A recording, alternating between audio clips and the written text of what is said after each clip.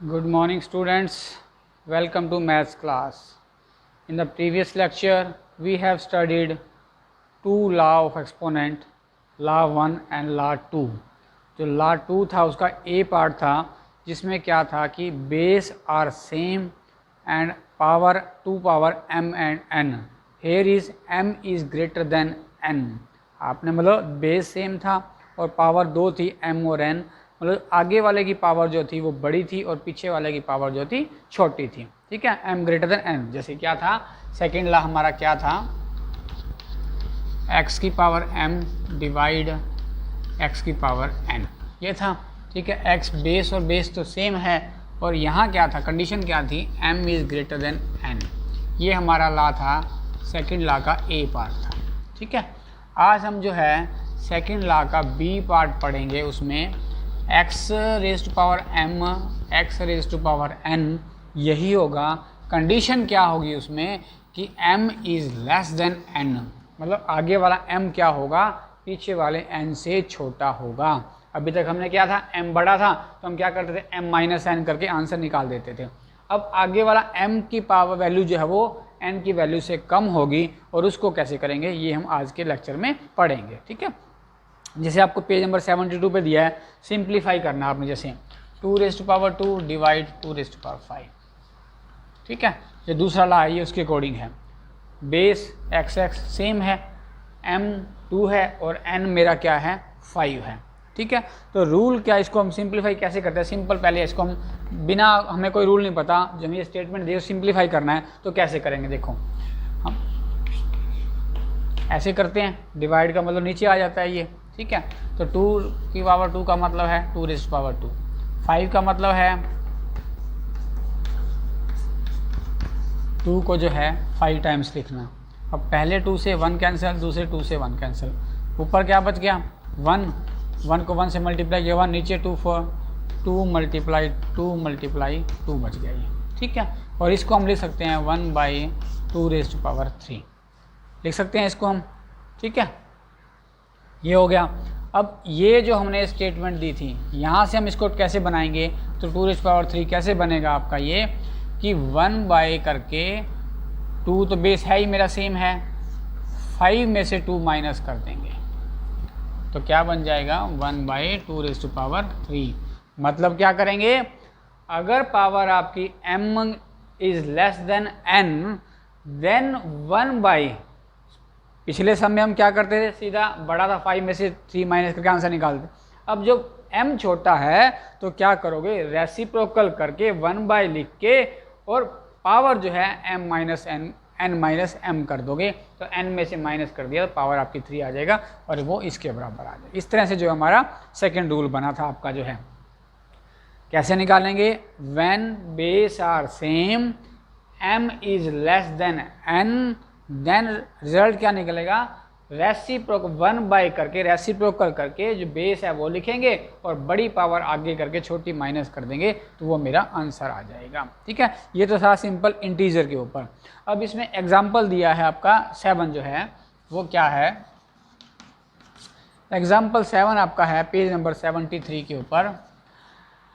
3/7 की power 4 divide 3/7 की power 6। ठीक है, इसको भी हम पहले इसी फॉर्म में, ये तो इंटीजर था और वो रैशनल नंबर, इसी फॉर्म में करते हैं। कैसे करेंगे देखिए, इसका मतलब क्या हो गया, 3/7 की पावर 4 डिवाइड 3/7 की पावर 6। ठीक है, ये हो गया।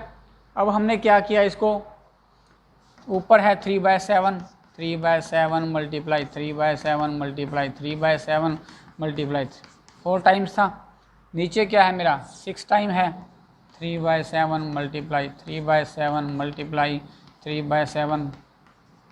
3/7 एंड 3/7, 6 टाइम हो गया। अब फर्स्ट से फर्स्ट कैंसिल हो गया, सेकंड से सेकंड, थर्ड से थर्ड, फोर्थ से फोर्थ।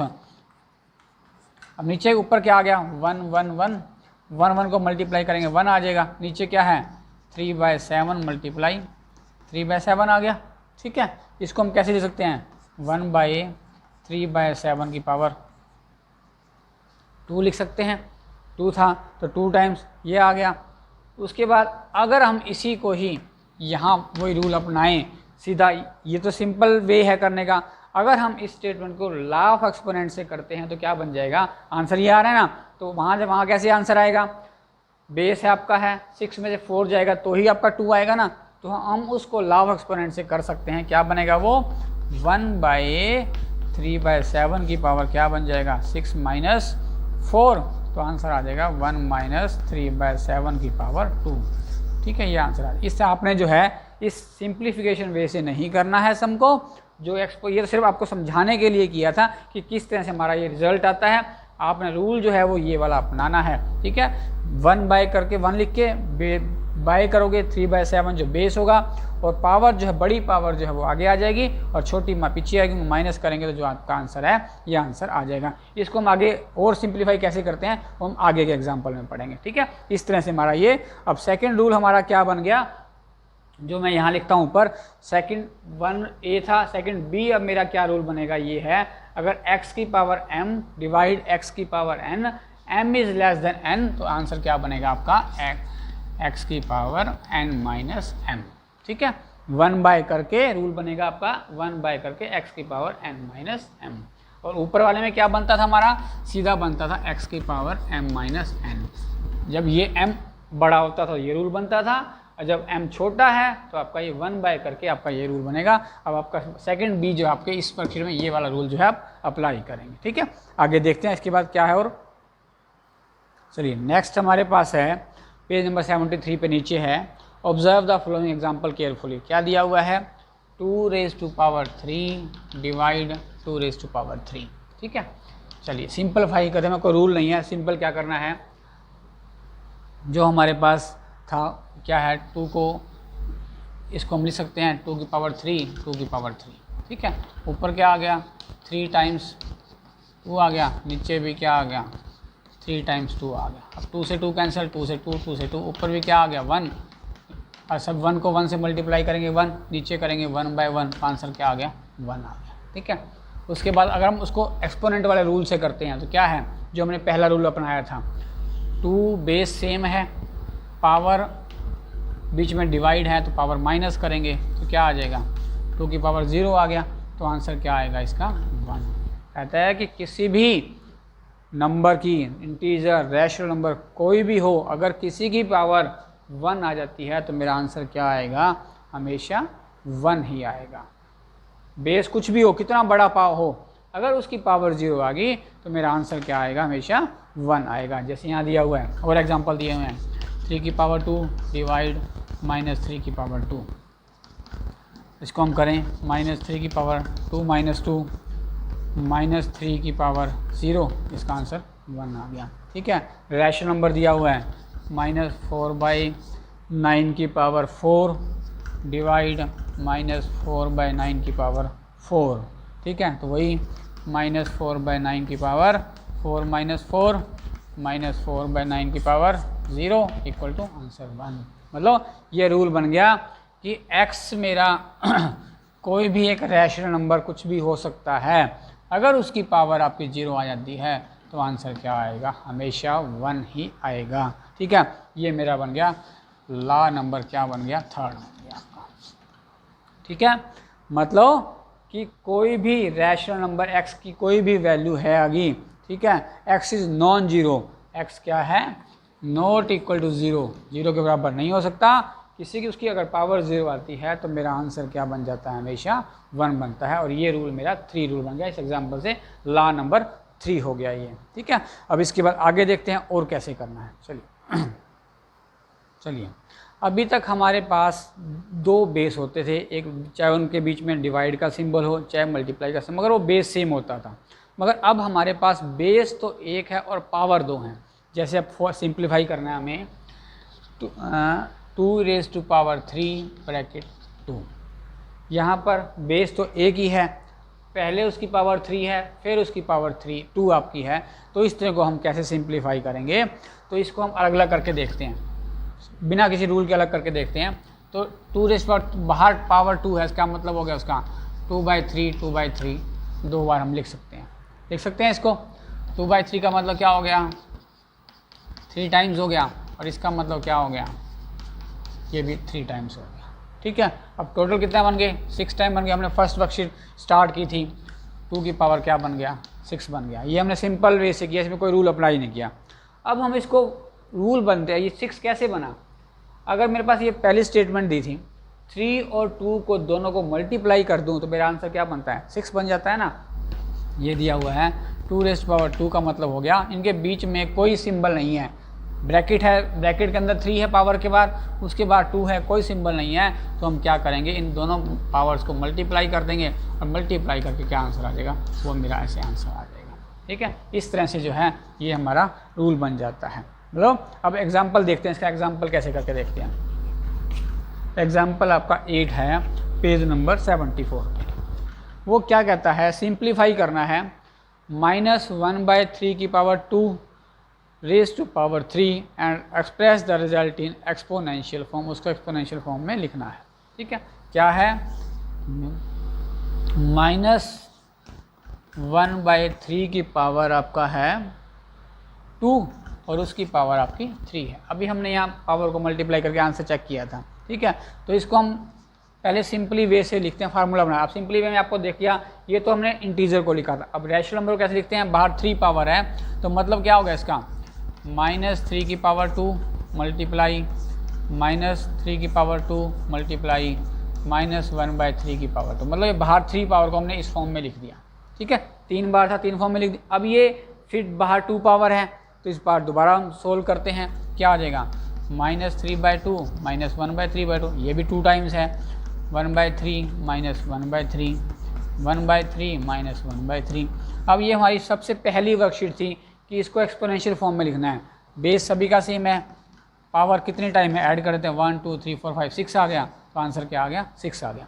अब इसी को हम अगर यहाँ पे 2 3 या 6 मल्टीप्लाई कर, 6 आंसर आ रहा है हमारा यहाँ से भी, तो क्या बन गया, -1/3 की पावर 2, दोनों को मल्टीप्लाई करते हैं, तो ये आपका आंसर आ जाएगा। ठीक है, ये आपका आंसर आ जाएगा यहाँ से। अब हमारा 4th रूल क्या बनता है इसके अंदर, if x be any rational number, x is not equal to 0 and m and b is integer, m और n कोई भी इंटीजर हैं, इंटीजर का मतलब वो पॉजिटिव भी हो सकते हैं और वो नेगेटिव भी हो सकते हैं, तो क्या बनेगा, x⁻m(n) को मल्टीप्लाई कर देंगे, फार्मूला बन जाएगा। पेज नंबर 74 के लास्ट में लिखा हुआ है, क्या है फार्मूला, कि x मेरा कोई भी एक रैशनल नंबर है, ठीक है, और x is not equal to 0, x 0 नहीं है, और m और n इंटीजर, कोई भी आपके इंटीजर हैं, तो फार्मूला क्या बनेगा आपका, कि x की पावर m एंड ये आपको कोई स्टेटमेंट दी जाती है, तो हम क्या करते हैं, x की पावर m मल्टीप्लाई n कर देंगे, और x की मल्टीप्लाई करने से क्या बन जाएगा, m और n इकट्ठा आपका जो आंसर आएगा वो बन जाएगा। ये आपका बन गया लॉ नंबर 4। ठीक है, मतलब x कोई भी एक रैशनल नंबर है जो 0 के बराबर नहीं है, m और n क्या है आपके, कोई भी इंटीजर हो सकते हैं, इंटीजर मीन m n में जो है आपकी पावर हैं वो इंटीजर हो सकती हैं, वो पॉजिटिव भी हो सकती हैं और नेगेटिव भी हो सकती हैं। ठीक है, तो x ये स्टेटमेंट बनेगी आपकी, x कोई rational number not equal to 0, m और n दो इंटीजर हैं, तो फार्मूला क्या बनेगा, तो पावर जो आपकी बेस तो वही रहेगा सेम आपका, और पावर क्या होंगी आपकी, मल्टीप्लाई हो जाएंगी, मल्टीप्लाई होने के बाद दोनों पावर m n इकट्ठी बन जाएंगी। तो आप जो हमने यहाँ एग्जांपल में करके देखा उस तरह से जब इन सिंपल को सोल्व करके देख सकते हैं। ठीक है, अब इसके अकॉर्डिंग अगला एग्जाम्पल है, वो देखिए कैसे करना है आपने। चलिए, एग्जाम्पल 9 है आपका, क्या करना है उसका, find the value of x की वैल्यू निकालनी है, सो दैट 2/5⁻³ एंड 2/5⁻²x। देखिए एग्जाम्पल 9 आपका है पेज नंबर 75 के ऊपर, क्या है, x की वैल्यू निकालनी है आपको। स्टेटमेंट क्या दी हुई है, 2/5⁻³ देन ⁻², ये दिया गया, इक्वल टू किसके बराबर दिया गया है, 2/5⁻²x। ठीक है, अब ये x जो दिया गया है इसकी वैल्यू निकालनी है आपको।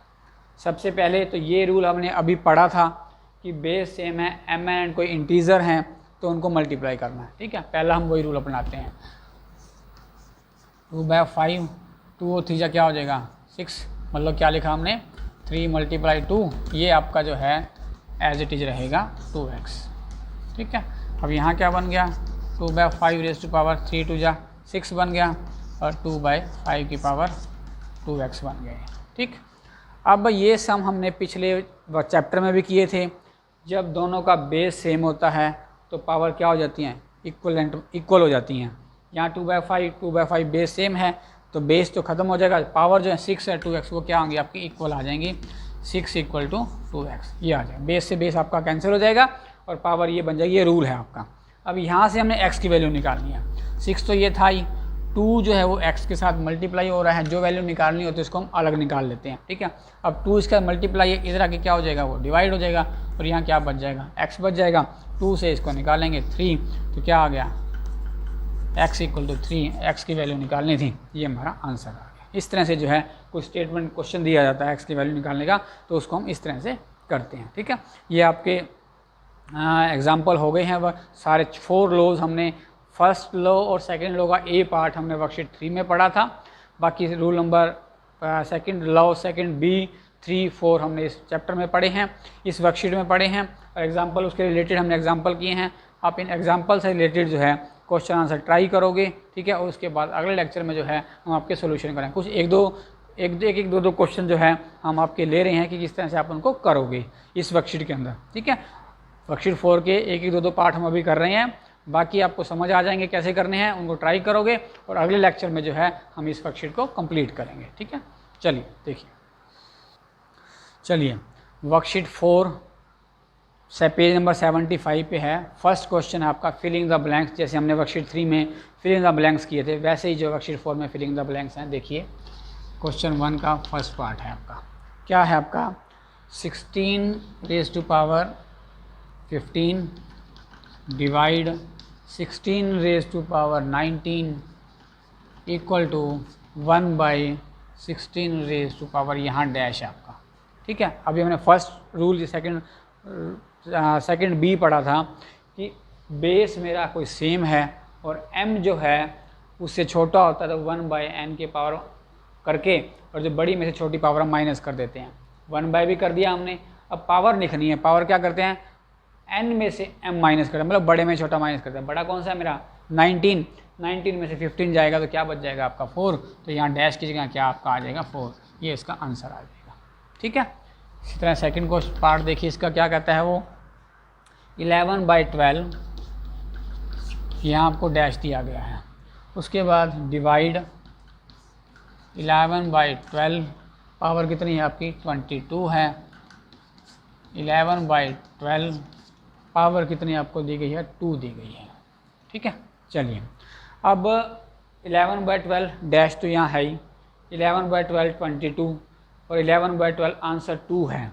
अब मैंने आंसर 2 दिया हुआ है, 2 को प्रूव करने के लिए इस फिलअप में क्या आएगा बताना है। ठीक है, हम कैसे करते थे, बेस सेम है n - m करते थे। n मेरा पीछे वाला होता है और m मेरा आगे वाला होता है। ठीक है, तो 2 मैंने आंसर में लेके आना है और बीच में डिवाइड है तो पावर को माइनस करना है।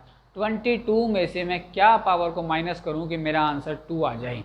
ठीक है, क्योंकि पीछे वाले में से माइनस करना है ना, तो 22 में से क्या माइनस करूँगा आंसर 2 आ जाए। 22 में से 20 को माइनस करूँगा तो मेरा आंसर क्या आ जाएगा 2, तो यहाँ फर्स्ट फिलअप की जगह क्या आ जाएगा आगे 20 आ जाएगा। अब 20 में से 2 माइनस कर दिया तो मेरा ये आंसर, अब रेसिप्रोकल तो किया ही हुआ है तो वो आपका आंसर आ जाएगा। ठीक है, उसके बाद थर्ड पार्ट आपका है 1/3² दिया हुआ है और यहाँ डैश दिया है इक्वल टू 1/2⁻3⁻6 दिया हुआ है यहाँ पे।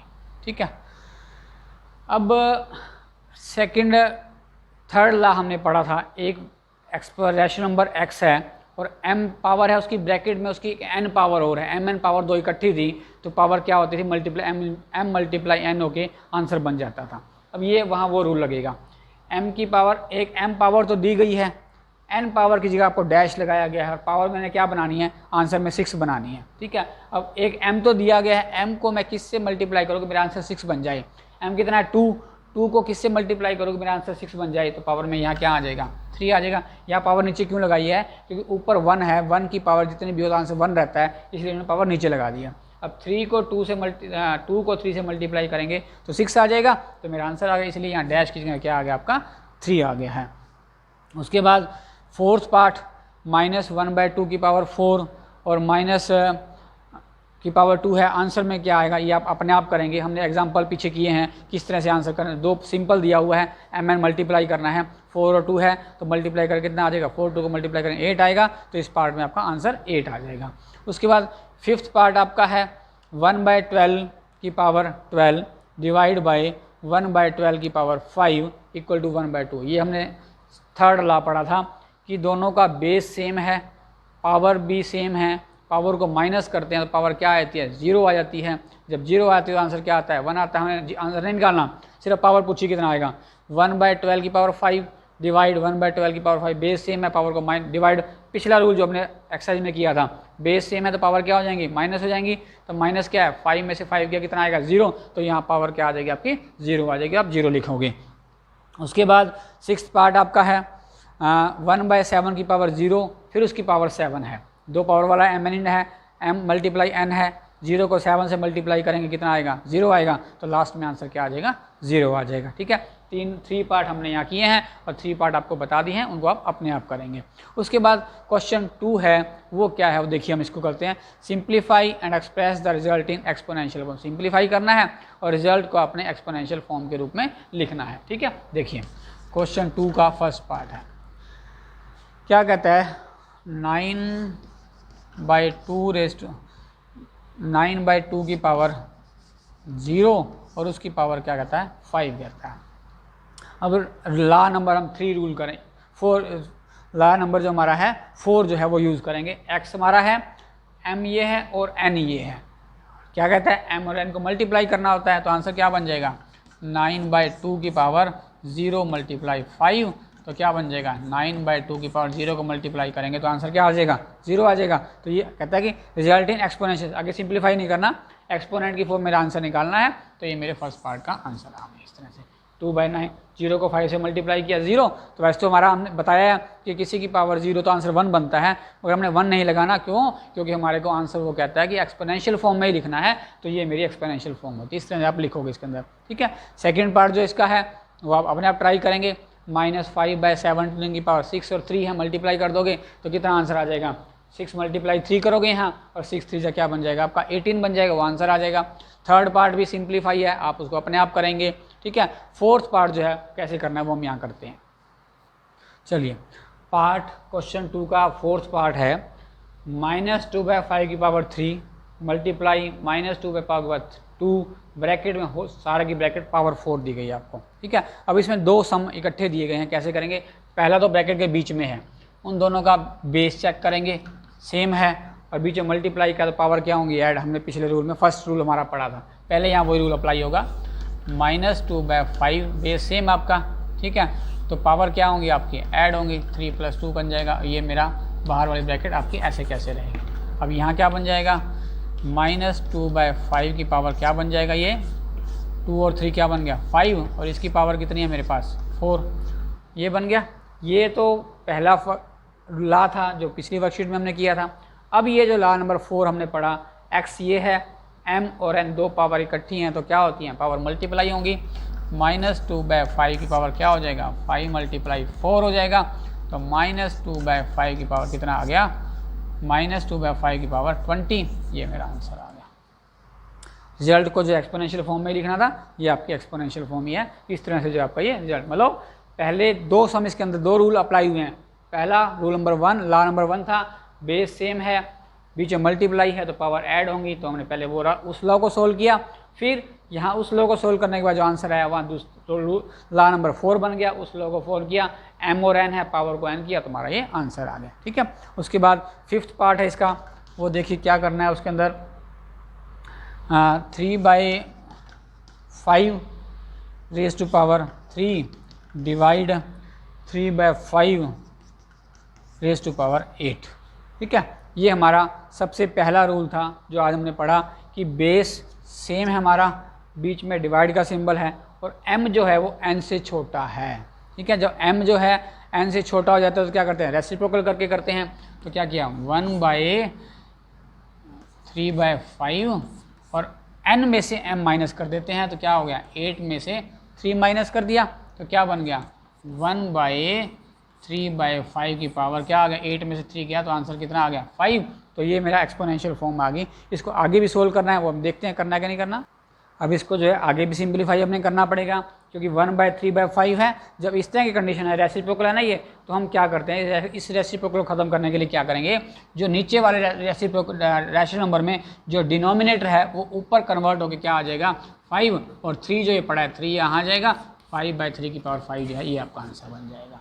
ठीक है, यहाँ मैं लिख रहा हूँ क्या बनेगा वो 1/3/5 है ना आपका, तो लास्ट में क्या बनेगा जो 5 है आपका वो ऊपर आ जाएगा और 3 जो है इसके नीचे आ जाएगा। तो पावर क्या पावर आपकी वही रहेगी, सिर्फ वो रेसिप्रोकल हो जाएगा बस। ठीक है, इस तरह से जो है इस क्वेश्चन को हम सिंप्लीफाई करते हैं। अगर आपका क्वेश्चन के अंदर 1/ नीचे भी कोई रैशनल नंबर है तो आप उसको ऊपर करके जो है सिंप्लीफाई करके उसका आंसर निकालेंगे। ठीक है, उसके बाद क्वेश्चन 6 है।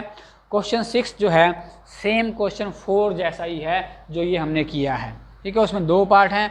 पहले पार्ट में यहाँ पावर 0 दी गई है और दूसरे पार्ट में पावर नहीं दी गई है। उसकी पावर हम क्या लगा लोगे 1 लगा लोगे तो वहाँ क्या बन जाएगा 0 + 1 1 बन जाएगा और फिर पावर बाहर है 1 × 5 बन के उसको आप निकालेंगे। ठीक है, अगर आप निकल जाए तो ठीक है, अगर वैसे तो सिंप्लीफाई है आपको बता दिया कैसे करना है, निकाल सकते हैं हम बड़ी आसानी से कर सकते हैं, रूल आपको समझ आ जाता है। अगर नहीं भी आता है तो आप मुझे मैसेज करेंगे, मैं आपको उसका आंसर बता दूंगा। वैसे तो मुझे आशा है, उम्मीद है कि कोई भी बच्चा मुझे उसका नहीं भेजेगा कि सर ये समझ नहीं आया। क्यों, बड़ी अच्छी तरह आपको समझा दिया गया है और आपको ये बता भी गया कि 4 पार्ट की तरह ही करना है। उसमें यहाँ पावर 0 है और यहाँ कोई पावर नहीं है, जिसकी पावर नहीं होगी वहाँ 1 लगा देंगे और उसके बाद आपका ये रूल अप्लाई करके उसको आंसर को आप निकाल लेंगे। ठीक है, उसके बाद इसके क्वेश्चन नंबर 3, 4, 5, 6 हैं, वो हम जो है नेक्स्ट लेक्चर में आपको ये करवाएंगे कि किस तरह से जो आपने उनको जो आपके रूल नंबर 2, 3, 4 जो है वो अप्लाई करने हैं, कैसे हम रूल्स को इसके अंदर अप्लाई करेंगे वो आप इसके अंदर थोड़े से लेंथी क्वेश्चन है। आप पीछे वाले रूल को ध्यान से समझ लीजिए कि रूल को कैसे कैसे कौन कौन से वो लॉज आपको याद करने पड़ेंगे और उन लॉ के अकॉर्डिंग जो है आपको इन क्वेश्चन को करना पड़ेगा और क्वेश्चन को देख के आइडिया लगाना पड़ेगा कि कौन सा लॉ जो है कहाँ पर वो अप्लाई होता है। ठीक है, और ये कैसे करेंगे, जब आप अपने हाथ से बारी बारी सम को करते रहेंगे आपको प्रैक्टिस हो जाएगी और आपको सारे के सारे रूल क्या हो जाएंगे वो लर्न हो जाएंगे। ठीक है, thank you very much, have a nice day.